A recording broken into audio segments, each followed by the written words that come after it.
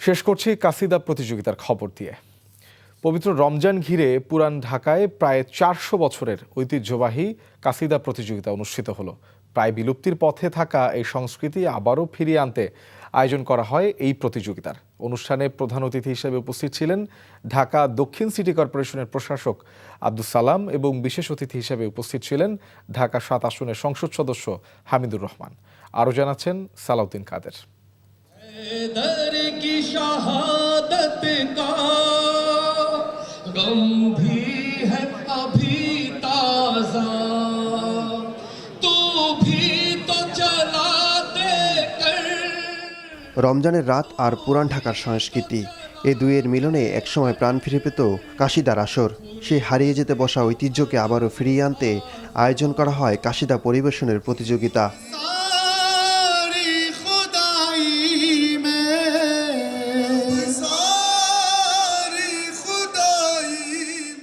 রাজধানীর বিভিন্ন এলাকা থেকে আসা প্রতিযোগীরা অংশ নেন এই আয়োজনে। সমুদ্র কণ্ঠে ধর্মীয় সুরে গাওয়া কাশিদা শুনতে ভিড় করেন পুরান ঢাকার অসংখ্য মানুষ। 400 বছর ধরে পুরান ঢাকার এই প্রোগ্রাম হয়ে থাকে।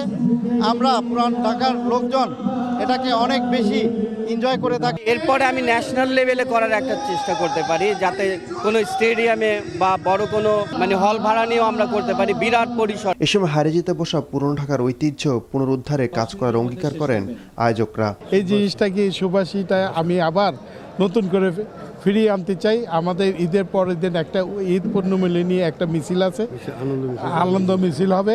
সেটা আমাদের যে নয়াবাজার ঢাকা সমিতি থেকে বের হবে, আপনাদেরকে আমন্ত্রিত।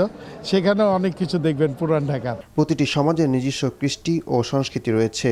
সেই ঐতিহ্যকে ধরে রাখা এবং নতুন প্রজন্মের কাছে তুলে ধরার দায়িত্ব সবার বলে মন্তব্য করেন ঢাকা দক্ষিণ সিটি কর্পোরেশনের প্রশাসক।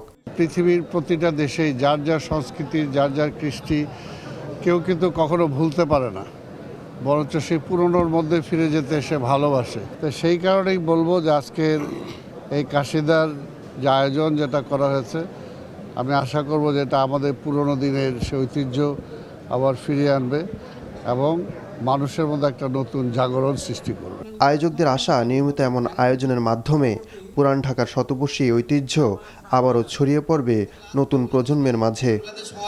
সালাউদ্দিন কাদের, এনটিভি নিউজ, ঢাকা।